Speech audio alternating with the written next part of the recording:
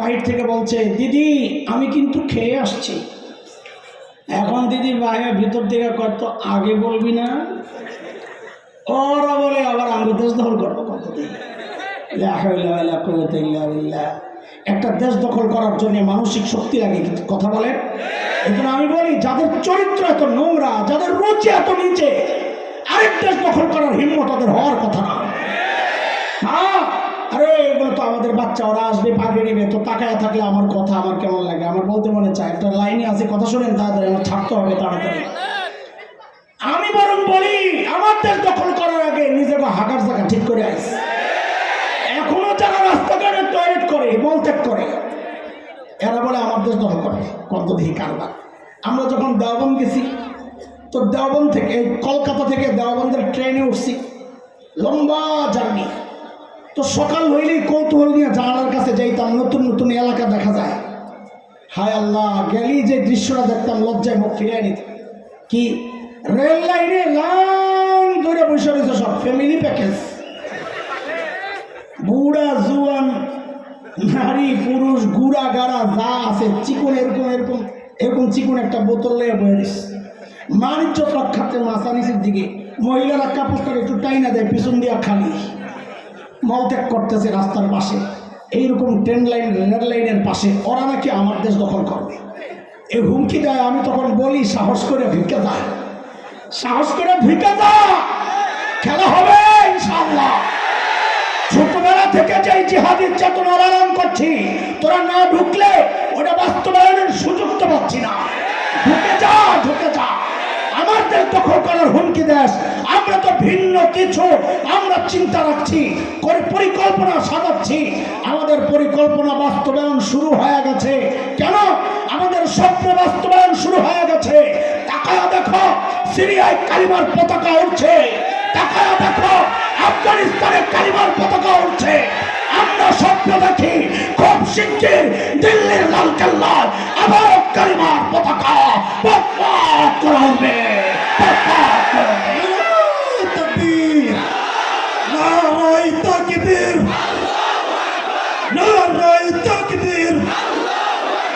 ইসলামের শত্রুরা,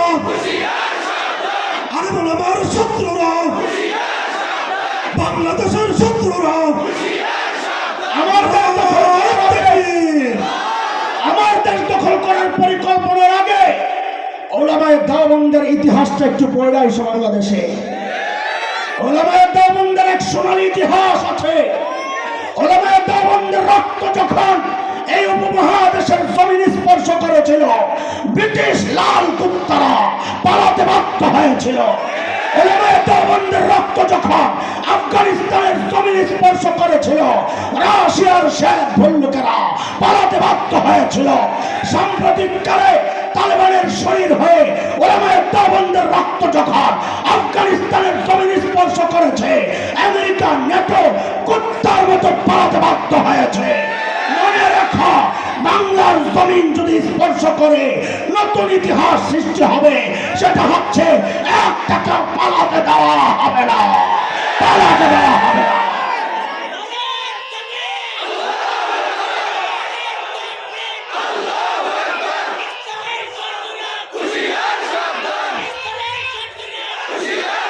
ভারতের দালালেরা হুঁশিয়ার সাবধান, দালালিয়ার করিস না রে, পিঠের চামড়া থাকবে না রে, দালালিয়ার করিস না রে।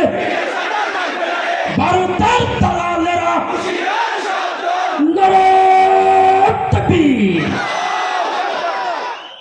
হযরত ওমরের কাছে যখন হযরত সাঈদ ইবনে আমির আল জুমাহি, হযরত ওমর তো বুঝছেন, আরে এই লোক দরকার আমার,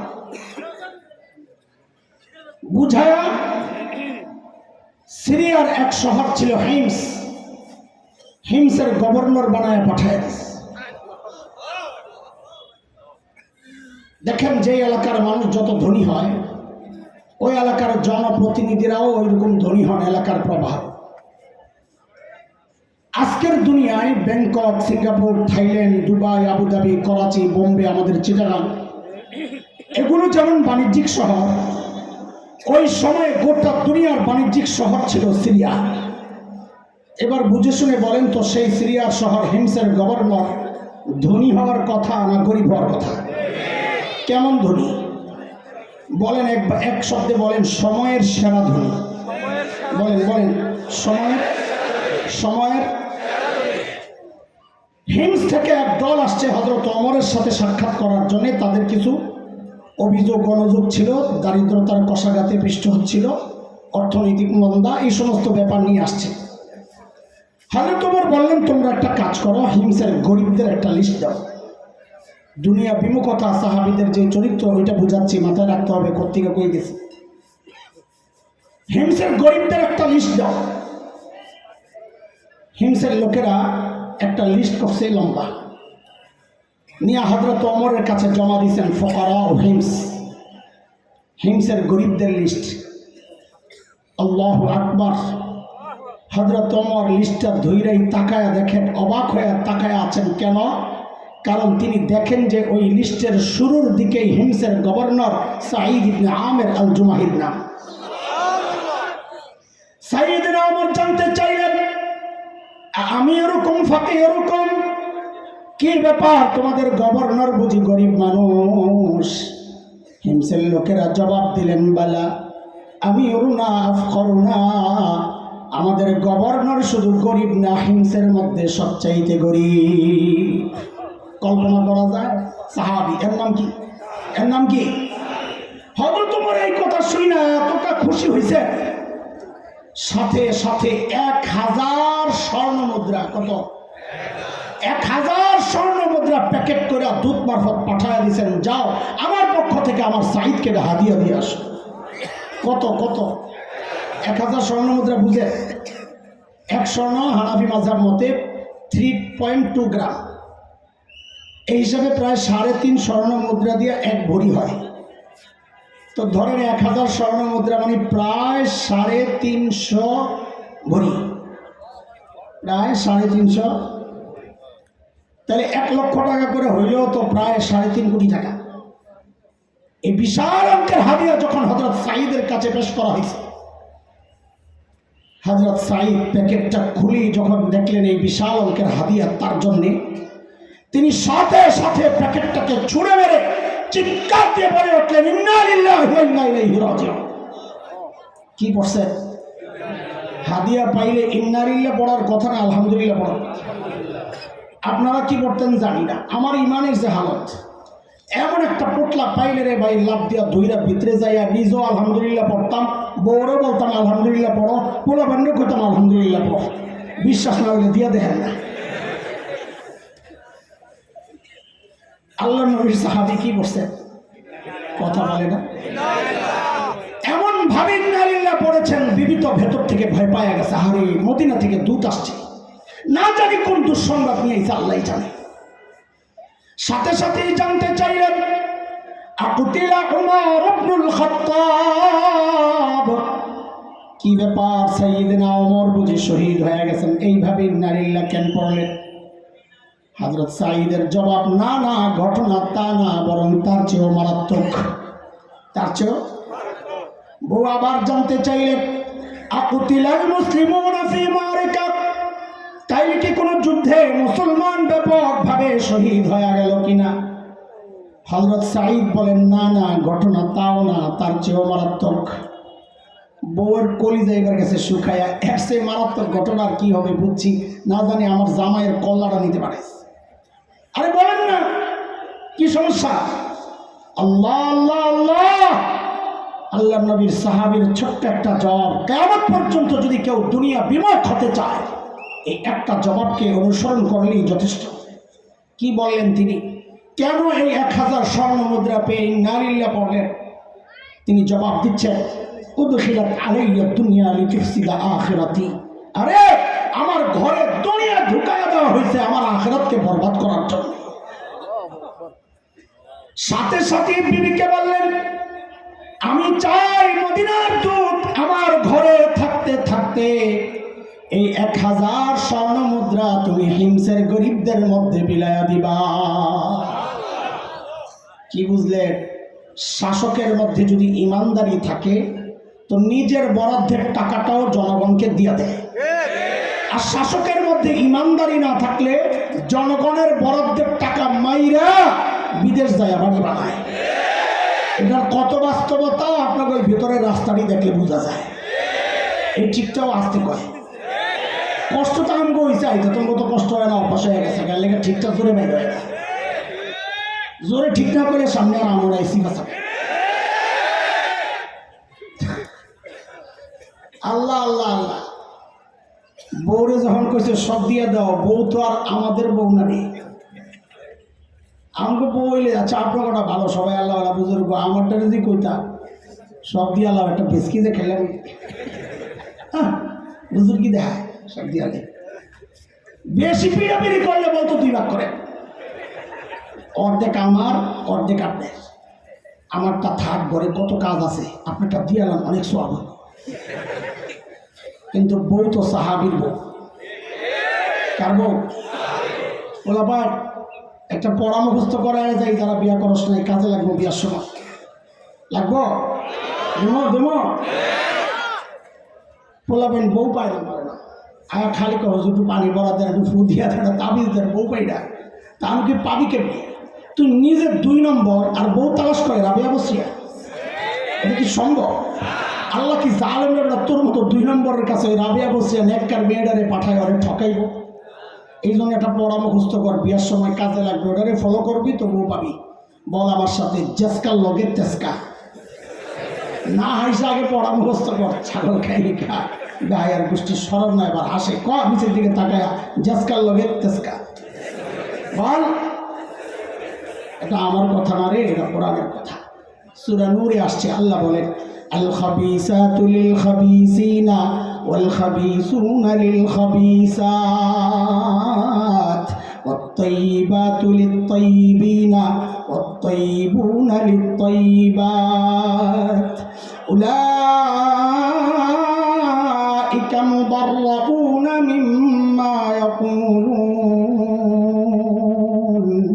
লাহুম মাগফিরাতুন ওয়া রিজকুন কারীম।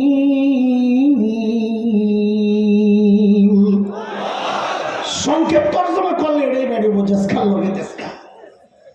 বউ যখন বলছে সব দিয়ে দাও, বউ একটু দেরি করে না, সাথে সাথে নিয়ে সব দান করে দিস। দুধ কয় কই আসলাম, এরা মানুষ না ফেরেশতা? এইটাও কি সম্ভব? দৌড়ে গেছে মদিনা, হযরত ওমরের কাছে খবর দিল, কই পাঠাইলেন আমার, এরা তো মানুষ না ফেরেশতা? কি করছে? সব দান করে দিছে। হযরত ওমর এত খুশি হয়েছে, আবার 1000 দিয়ে পাঠাইছে, করে আবার দিয়ে। এইবারও একই কাহিনী, হযরত সাইদ কা সব দিয়ে দাও। এইবার বউ একটু মোড়া দিস, ঘরে কত কিছু লাগবে, আসলেও তো ঘরে কত কিছু লাগে, আমাকে তো খবর নাই।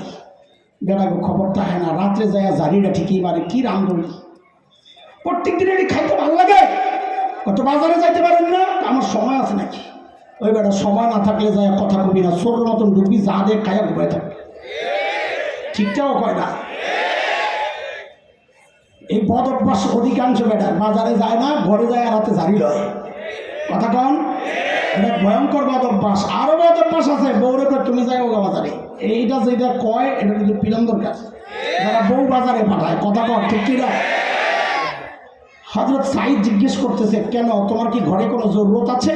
ওখানে কত কিছু লাগবে, কিছু রাখেন না। তো হযরত সাইদ বলেন কি, জরুরত থাকলে কিছু কেন, পুরোটাই রেখে দাও। তো বলতে করে তাহলে তো আরো ভালোবাসেন না। হযরত সাইদ বলেন, দেখো আমাদের ভাঙা ঘর, ডাকাত পড়তে পারে, আমাদের নিজের কাছে না রেখে কোথাও আমানত রাখি, যিনি আমানত এমনভাবে রাখবেন যে আমাদের প্রয়োজনের সময় চাওয়ার আগেই দিয়ে দিবেন, দিবেন যে যা রাখছি তার চেয়ে অনেক বাড়াইয়া দিবেন। বউকা আলহামদুলিল্লাহ, এমন লোক কই পাওয়া যাবে? তা হযরত সাইদ বলেন, তাইলে এটাও দান করে দাও। দান করা মানে আল্লাহর কাছে আমানত রাখা, কিয়ামতের মাঠে যখন আমাদের প্রয়োজন হবে যা রাখছি তার চেয়ে অনেক বাড়াইয়া দিয়ে দিবেন। দূতের তো এইবার মাথা খারাপ হয়ে অবস্থা, যে আগেটাই তো ভালো ছিল, কি অবস্থা, আবার দৌড়ে গেছে হযরত ওমরের কাছে, যে কই কি এগুলা মানুষ তো না। হযরত ওমর এইবার শুনে এতটা খুশি হয়েছে, সাথে সাথে হুকুম জারি করলেন, এই কাফেলা রেডি করো, আমার সাইদকে দেখতে যাব। এটা বর্তমান দুনিয়া না, মোবাইলের টিকিট পাঠায় দিয়েছে এয়ারপোর্ট থেকে, চট করে উঠে গেছেন। কি কি শব্দ এটা? চট করে। কি নতুন শুনছস লাগে তোরা? চট করে জায়গা না, মানুষ চট করে ঢুকে যায় কাছাকাছি থাকলে। আমরা বলি চট করে না ঢুকে চট পইরা ঢুকেন। কোন জায়গায়? চটটা পিঠে বাইন্দা এরপরে ঢুকেন। এইবার যদি পোলাবান পায় তো কালামানিকার মতন পিঠায় আর কলা পাতা হয়। কথা ঠিক কেনা কথা কর? ওই শয়তানটারে পোলাপাইন পিটাইছে, একটাই ভালো লাগছে খালি, সেটাও বলতে পারি না। একটা জায়গার মতন লাথি আমার খুব পছন্দ ছিল, কিন্তু আমি চাইছিলাম ওরে আরেকটু দিতে। এই জানোয়ার কোরআনের পাখিটা হারে সারা জিন্দেগি মানুষকে কোরআনের কথা শোনাইছে। আল্লামা দিলওয়ার হোসেন রহিমাহুল্লাহ, সাঈদী রহিমাহুল্লাহ সরকার ওদের পাতানো যে আদালত রায় দিল যাবজ্জীবনের, এই শয়তানটা মানতে রাজি না, কোনা ওরে ফাঁসি দিতে হইব, শয়তানের গোষ্ঠী ফাঁসি দিতে হইব। তোরে এই লাইটাইয়া এই পিটাইয়া কলা পাতায় শোয়াইছে না, ওরে ঝুলাইয়া টুকরা টুকরা করে কুটি কুটি করে বটি বানাইয়া পাগলা কুত্তা দিয়া খাওয়ানো দরকার আছে। কথা বলেন ঠিক কিনা? এগুলো জানোয়ার, এগুলো মানুষ না, এগুলো জানোয়ার। সাইয়েদনা ওমরের কাফেলা যখন হিমসে ঢুকে, গোটা হিমস যেন ভেঙে পড়ে। কেন?